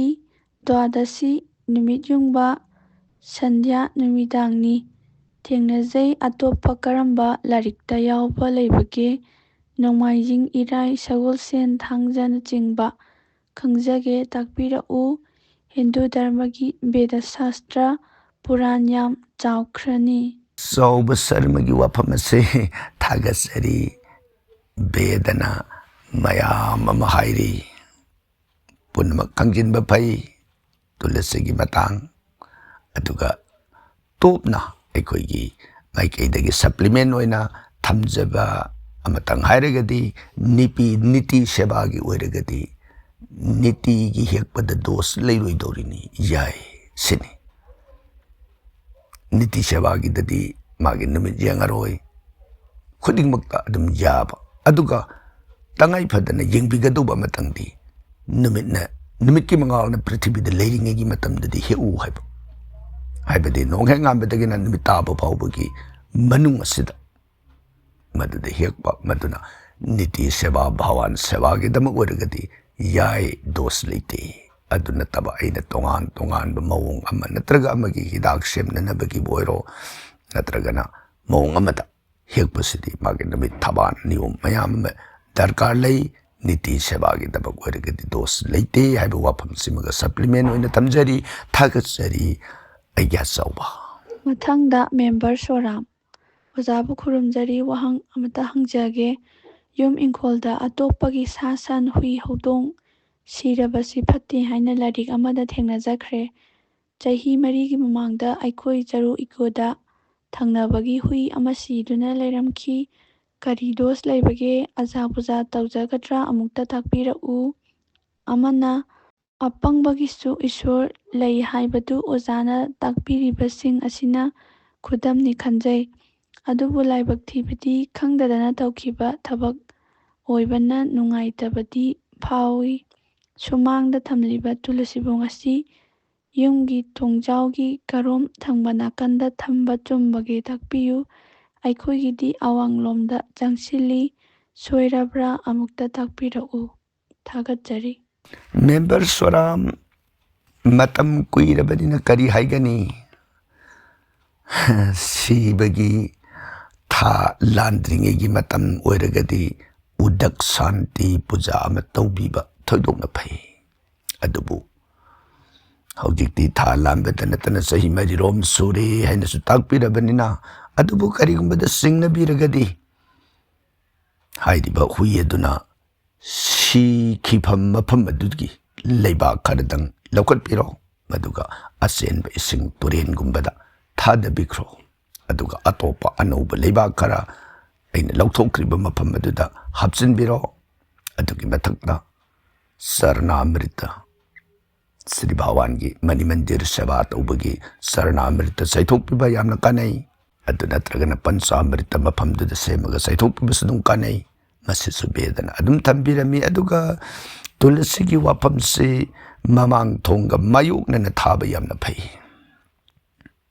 ꯑꯗꯨꯒ ꯊꯝꯕꯤꯔꯛꯂꯤꯕꯁꯤꯗ ꯑꯋꯥꯡꯂꯣꯝꯗ ꯆꯪꯁꯤꯟꯕꯗꯤ ꯀꯔꯤꯃꯠꯇ ꯗꯣꯁ ꯂꯩꯇꯦ, ꯃꯈꯥꯔꯣꯝꯗ ꯆꯪꯁꯤꯟꯕꯗꯤ ꯑꯐꯕ ꯑꯣꯏꯗꯦ꯫ ꯇꯨꯂꯁꯤꯁꯤ ꯃꯍꯧꯁꯥꯅ ꯆꯤꯡꯈꯩꯗ ꯅꯠꯇ꯭ꯔꯒꯅ ꯌꯨꯝꯗꯨꯒꯤ ꯅꯣꯡꯄꯣꯛ ꯊꯪꯕ ꯃꯥꯏꯀꯩ, ꯍꯥꯏꯕꯗꯤ ꯑꯩꯒꯤ ꯌꯨꯝ ꯑꯁꯤꯒꯤ ꯁꯔꯨꯛ 3 ꯊꯣꯛꯅ ꯂꯩꯔꯤꯕ ꯑꯩꯒꯤ ꯌꯨꯝꯐꯝ ꯄ꯭ꯂꯣꯠ, ꯏꯪꯈꯣꯜ ꯄ꯭ꯂꯣꯠ ꯑꯁꯤꯒꯤ ꯁꯔꯨꯛ 3 ꯊꯣꯛꯅ ꯈꯥꯏꯗꯣꯛꯄ ꯃꯇꯝꯗ ꯃꯈꯥ ꯑꯋꯥꯡꯂꯣꯝꯗ ꯆꯪꯁꯤꯟꯈꯤꯕ ꯍꯦꯟꯅ ꯆꯪꯁꯤꯟꯕ ꯃꯥꯏꯀꯩꯗꯨꯅ ꯆꯤꯡꯈꯩ ꯑꯣꯏꯗꯣꯏꯅꯤ, ꯃꯌꯥꯏꯗꯨꯅ ꯅꯣꯡꯄꯣꯛ ꯑꯣꯏꯗꯣꯏꯅꯤ, ꯃꯈꯥꯗꯨꯅ ꯃꯩꯔꯝ ꯑꯣꯏꯗꯣꯏꯅꯤ꯫ ꯑꯗꯨꯅ ꯁꯤꯒꯤ ꯃꯅꯨꯡꯗ ꯅꯣꯡꯄꯣꯛ ꯌꯥꯏ, ꯆꯤꯡꯈꯩ ꯌꯥꯏ꯫ ꯃꯔꯝ ꯑꯗꯨꯅ ꯑꯋꯥꯡꯂꯣꯝꯗ ꯆꯪꯁꯤꯟꯕꯒꯤꯗꯤ ꯀꯔꯤꯃꯠꯇ ꯗꯣꯁ ꯂꯩꯇꯦ ꯍꯥꯏꯕ ꯋꯥꯐꯝ ꯑꯁꯤ ꯕꯥꯁꯇꯨ ꯁꯥꯁꯇ꯭ꯔꯅ ꯊꯝꯕꯤꯔꯝꯕ ꯃꯣꯠ ꯑꯁꯤꯃꯇꯪ ꯃꯦꯝꯕꯔ ꯁꯣꯔꯥꯝꯒꯤ ꯃꯐꯝꯗ ꯄꯥꯎꯗꯝꯖꯔꯤ, ꯊꯥꯒꯠꯆꯔꯤ꯫ ꯃꯊꯪꯗ ꯔꯥꯙꯤꯀꯥ ꯀꯣꯏꯖꯝ: ꯔꯥꯙꯦ ꯔꯥꯙꯦ, ꯈꯨꯔꯨꯝꯖꯔꯤ ꯏꯀ꯭ꯌꯥꯕꯨ꯫ ꯑꯩꯈꯣꯏꯒꯤ ꯌꯨꯝ ꯁꯥꯕ ꯍꯧꯗꯕ ꯌꯥꯗ꯭ꯔꯦ꯫ ꯑꯋꯥꯡ ꯑꯣꯜꯂꯒ ꯁꯥꯅꯕ ꯍꯣꯠꯅꯖꯔꯤ꯫ ꯀꯨꯊꯤ ꯌꯦꯡꯕꯒꯤ ꯈꯨꯗꯣꯡ ꯆꯥꯕꯁꯨ ꯂꯩꯖꯗ꯭ꯔꯦ꯫ ꯑꯩꯒꯤ ꯏꯄꯨꯔꯣꯏꯕꯁꯦ 17 ꯃꯥꯔꯆ 1973ꯗ ꯄꯣꯛꯏ꯫ ꯄꯣꯛꯄꯒꯤ ꯃꯇꯝꯁꯨ ꯈꯪꯖꯗ꯭ꯔꯦ꯫ ꯌꯨꯝ ꯖꯇ꯭ꯔꯥꯗꯤ ꯀꯣꯟꯅ ꯍꯨꯟꯒꯅꯤ, ꯑꯗꯨꯕꯨ ꯌꯨꯝ ꯁꯥꯕ ꯍꯧꯕꯒꯤ ꯑꯐꯕ ꯃꯇꯝ ꯃꯑꯣꯡ ꯑꯃꯨꯛꯇ ꯍꯥꯏꯕꯤꯔꯛꯎ꯫ ꯑꯗꯨꯒ ꯆꯥꯛꯁꯪ ꯑꯃꯗꯤ ꯂꯦꯇ꯭ꯔꯤꯟꯅ ꯀꯗꯣꯝꯗ ꯑꯣꯜꯂꯒ ꯊꯝꯕꯅ ꯐꯒꯅꯤ? ꯑꯩꯒ꯭ꯌꯥꯅ ꯑꯃꯨꯛꯇ ꯇꯥꯛꯄꯤꯔꯛꯎ꯫ ꯔꯥꯙꯤꯀꯥꯒꯤ ꯊꯝꯕꯤꯔꯛꯂꯤꯕ ꯋꯥꯐꯝ ꯑꯁꯤ ꯍꯧꯖꯤꯛ ꯆꯍꯤ 53 ꯁꯟꯗ ꯐꯝꯕ ꯃꯇꯝꯅꯤ꯫ ꯌꯨꯝ ꯁꯥꯕ ꯊꯣꯏꯗꯣꯛꯅ ꯐꯔꯦ꯫ ꯆꯍꯤ ꯃꯇꯥꯡ ꯑꯁꯤ ꯃꯥꯒꯤ ꯑꯀꯨꯞꯄꯃꯛ ꯌꯦꯡꯕ ꯌꯥꯗ꯭ꯔꯒꯁꯨ ꯑꯗꯨꯅ ꯐꯥꯏꯔꯦꯟ ꯊꯥꯗ ꯍꯧꯒꯠꯄꯤꯔꯣ꯫ ꯑꯗꯨꯒ ꯂꯤꯇ꯭ꯔꯤꯟ ꯊꯝꯕ, ꯆꯥꯛꯁꯪ ꯊꯪꯕꯅꯆꯤꯡꯕ ꯃꯇꯝ ꯍꯥꯏꯕꯤꯔꯤꯕꯁꯤ ꯆꯥꯎꯔꯥꯛꯅ ꯊꯝꯖꯒꯦ꯫ ꯂꯤꯇ꯭ꯔꯤꯟ ꯀꯧꯕ꯭ꯔꯨꯗ ꯊꯝꯕꯤꯌꯨ, ꯆꯥꯛꯁꯪꯅ ꯃꯩꯔꯝꯗ ꯊꯝꯕꯤꯔꯣ, ꯆꯤꯡꯈꯩꯗ ꯏꯁꯤꯡ ꯊꯝꯕꯤꯔꯣ, ꯁꯟꯊꯣꯡꯗ ꯐꯧꯒꯩ ꯊꯝꯕꯤꯔꯣ, ꯄꯨꯝꯅꯃꯛ ꯑꯐꯕ ꯑꯣꯏꯔꯒꯅꯤ꯫ ꯁꯨꯝ ꯑꯣꯏꯗꯅ ꯔꯥꯙꯤꯀꯥꯒꯤ ꯃꯐꯝꯗ ꯄꯥꯎꯗꯝꯖꯔꯤ, ꯊꯥꯒꯠꯆꯔꯤ ꯔꯥꯙꯤꯀꯥ꯫ ꯃꯊꯪꯗ ꯅꯅꯥꯎꯕꯤ: ꯑꯣꯖꯥꯕꯨ ꯈꯨꯔꯨꯝꯖꯔꯤ, ꯃꯗꯨꯗꯤ ꯒꯨꯔꯨ ꯕ꯭ꯔꯍꯁꯄꯇꯤꯒꯤ ꯃꯔꯝꯗ ꯈꯪꯖꯅꯤꯡꯏ ꯑꯃꯗꯤ ꯒꯨꯔꯨ ꯕ꯭ꯔꯍꯁꯄꯇꯤ ꯀꯔꯝꯕ ꯅꯨꯃꯤꯠꯇ ꯈꯨꯔꯨꯝꯖꯒꯅꯤ ꯑꯃꯗꯤ ꯀꯔꯤ ꯀꯔꯤ ꯇꯧꯖꯒꯅꯤ, ꯑꯗꯨꯒ ꯑꯗꯨꯒꯤ ꯃꯔꯝꯗ ꯃꯌꯦꯛ ꯁꯦꯡꯅ ꯇꯥꯛꯄꯤꯔꯛꯎ꯫ ꯅꯅꯥꯎꯕꯤ, ꯕ꯭ꯔꯍꯁꯄꯇꯤ ꯒ꯭ꯌꯥꯟ, ꯂꯟ ꯄꯨꯝꯅꯃꯛꯀꯤ ꯒꯨꯔꯨꯅꯤ꯫ ꯑꯗꯨꯅ ꯁꯒꯣꯜꯁꯦꯟ ꯈꯨꯗꯤꯡꯒꯤ ꯑꯩꯅ ꯉꯝꯖꯕ ꯕ꯭ꯔꯇ ꯑꯃ ꯀꯠꯆꯕ, ꯄꯨꯖꯥ ꯀꯠꯆꯕ, ꯖꯩꯒ ꯀꯠꯆꯕ ꯌꯥꯝꯅ ꯐꯩ꯫ ꯑꯗꯨꯒ ꯏꯁꯝ ꯁꯝꯅ ꯁꯒꯣꯜꯁꯦꯟ ꯅꯨꯃꯤꯠ ꯈꯨꯗꯤꯡꯒꯤ ꯑꯣꯏꯔꯕꯁꯨ ꯅꯠꯇ꯭ꯔꯒ ꯅꯤꯇꯤꯒꯤ ꯑꯣꯏꯔꯕꯁꯨ ꯑꯣꯝ ꯕ꯭ꯔꯤꯝ ꯕ꯭ꯔꯤꯍꯁꯄꯇꯌꯦ ꯅꯃꯍ ꯍꯥꯏꯅ ꯈꯨꯔꯨꯝꯖꯕ ꯊꯣꯏꯗꯣꯛꯅ ꯐꯩ꯫ ꯁꯝꯅ ꯑꯁꯨꯝꯅ ꯊꯝꯖꯒꯦ, ꯅꯨꯡꯁꯤꯅ ꯅꯤꯡꯕꯤꯌꯨ, ꯆꯞ ꯃꯥꯟꯅꯩ꯫ ꯃꯥꯒꯤ ꯃꯒꯨꯟ, ꯄꯨꯖꯥ, ꯃꯟꯇ꯭ꯔ ꯌꯥꯝꯅ ꯁꯟꯗꯣꯛꯄ ꯍꯥꯏꯕꯁꯤꯗ ꯇꯁꯦꯡꯅ ꯕ꯭ꯔꯤꯍꯁꯄꯇꯤꯒꯤ ꯋꯥꯔꯤ ꯃꯌꯥꯝ, ꯃꯒꯨꯟ ꯃꯌꯥꯝꯅ ꯁꯟꯗꯣꯛꯄꯗ ꯊꯥ ꯑꯃꯗꯒꯤꯁꯨ ꯍꯦꯟꯅ ꯁꯟꯗꯣꯛꯅꯕ ꯂꯣꯏꯕ ꯅꯥꯏꯗꯕ ꯋꯥꯔꯤ ꯂꯩꯔꯤ꯫ ꯏꯁꯝ ꯁꯝꯅ ꯑꯁꯨꯝꯅ ꯇꯧꯕꯤꯌꯨ, ꯆꯞ ꯃꯥꯟꯅꯩ꯫ ꯊꯥꯒꯠꯆꯔꯤ꯫ ꯃꯊꯪꯗ ꯀꯤꯁꯟ, ꯑꯣꯖꯥ ꯃꯥꯏꯕ ꯑꯣꯏꯕꯤꯗꯧꯔꯤꯕ ꯅꯠꯇ꯭ꯔꯣ? ꯀꯩꯅꯣꯝꯇ ꯈꯪꯖꯕ ꯌꯥꯒꯗ꯭ꯔꯥ? ꯌꯨꯝꯗ ꯃꯀꯨ ꯄꯥꯏꯁꯜꯂꯛꯂꯕꯗꯤ ꯀꯔꯤ ꯈꯨꯗꯣꯡꯆꯥꯗꯕ ꯂꯩꯕꯒꯤ ꯑꯣꯏꯗꯧꯔꯤꯕꯅꯣ? ꯀꯤꯁꯟ, ꯂꯝꯒꯤ ꯎꯆꯦꯛꯅ ꯌꯨꯝꯗ ꯆꯪꯕ ꯑꯐꯕꯒꯤ ꯈꯨꯗꯝ ꯅꯠꯇꯦ꯫ ꯃꯁꯤꯗꯒꯤ ꯀꯣꯛꯅꯅꯕ ꯈ꯭ꯋꯥꯏꯗꯒꯤ ꯐꯕ ꯎꯄꯥꯏ ꯍꯥꯏꯔꯒꯗꯤ ꯑꯗꯚꯨꯠ ꯁꯥꯟꯇꯤ ꯇꯧꯊꯣꯛꯄꯤꯕ ꯌꯥꯝꯅ ꯐꯩ꯫ ꯃꯊꯪꯗ ꯂꯧꯈꯠꯆꯔꯤ ꯊꯝꯕꯥꯜ ꯇꯣꯝꯕꯤ ꯂꯥꯏꯁ꯭ꯔꯝ, ꯑꯩꯒ꯭ꯌꯥꯒꯤ ꯄꯥꯎꯈꯨꯝ ꯇꯥꯕꯗ ꯄꯦꯟꯖꯔꯦ꯫ ꯑꯗꯨꯒ ꯎꯆꯤꯒꯤ ꯌꯥꯈꯨꯟ ꯀꯌꯥꯅ ꯐꯕ, ꯀꯌꯥꯅ ꯐꯠꯇꯕ ꯑꯗꯨꯃꯇꯪ ꯇꯥꯛꯄꯤꯔꯗꯤ ꯅꯨꯡꯉꯥꯏꯖꯒꯅꯤ꯫ ꯊꯝꯕꯥꯜ ꯇꯣꯝꯕꯤꯒꯤ ꯎꯆꯤꯅ ꯐꯤ ꯆꯤꯛꯄꯒꯤ ꯌꯥꯈꯨꯟꯒꯤ ꯃꯇꯥꯡ ꯊꯝꯖꯒꯦ꯫ ꯌꯥꯈꯨꯟ ꯑꯃ ꯆꯤꯛꯄ ꯑꯐꯕ ꯑꯣꯏ꯫ ꯌꯥꯈꯨꯟ ꯑꯅꯤ ꯆꯤꯛꯄ ꯌꯨꯝꯗꯨꯗ ꯂꯥꯏꯔꯕ ꯑꯣꯏ꯫ ꯌꯥꯈꯨꯟ ꯑꯍꯨꯝ ꯆꯤꯛꯄ ꯐꯠꯇꯦ꯫ ꯌꯥꯈꯨꯟ ꯃꯔꯤ ꯆꯤꯛꯄꯅ ꯑꯋꯥꯕ ꯐꯪꯏ꯫ ꯌꯥꯈꯨꯟ मङा चिक्पना चिंजाक फंगी। याखुन तरुक चिक्पना अचौबसिंगा येक्नई। याखुन तरेत चिक्पा सना लुपा फंगी। याखुन निपान चिक्पा इमुंगदुगी मपु मनाई सेना खाइनबा नंगी। याखुन मापन चिक्पना मनाई मसन फंगी। याखुन तरा चिक्पा अहल थून उइसिनबा हाइबदि अहल ओइबा हाइबदु पी। युमदुदा वखन ममसिलकपा हिरम खुदिंगमुक्ता अयेरपन अदुना वखन मंथरगदि हक्चांग मंथरई। अदगी याखन तरा माथोई चिक्पना सना लुपा फंगी। याखुन तरा निथोई चिक्पना अना येंगनंगी। याखुन तरा मङा चिक्पदि फई। याखुन तरा मरी चिक्पदि बदसु अना येंगनंगी। याखुन तरागा तरुक चिक्पदि फते। अदुगा याखुन तरा तरे चिक्पा पुंसी नुंसांगबा ओय। याखुन तरा निपान चिक्पदि मई चाकपा मैपोक लालहौगी अकीबा नंगी। याखुन तरा मापन चिक्पदि लन अरेंबदा चली मांगी। याखुन कुन चिक्पदि पुंसी नुंसांगबा ओय। अदुगा चिक्पसिदा खजिक्ति लुबा नोंमा पानबदा चिक्पदि अफबा ओइदे। अदुगा फीदु चिक्पा मतमदा इकोई कोइना चिक्पा मदु फई। फिरान साना चिक्पा अफबा ओइदे सुमोइदना उसीना चिक्पगी चौरक्पा फूल खरदंग थंबाल तोंबीगी पाउखुम ओइना थमजरी। थागतजरी। ngasiगidi अखोइगी याहेनबा ब्रह्मगी वांग पाउखुमगी थौरमदा वांग पुखटपिरकलिबा अमदी ताबीरिबा नुंगसजरबा अखोइगी लिसनर व्यूअर पुनमकपु अरोइबसिदा अमुक्कसु हन्ना खुरुमजरी। अरोइबदा ताबीरिबा मयाम पुनमकपु अमुक्का हन्ना खुरुमजरी। लोइनना पाबुंगबुसु थागतपा फोंदोकजरी।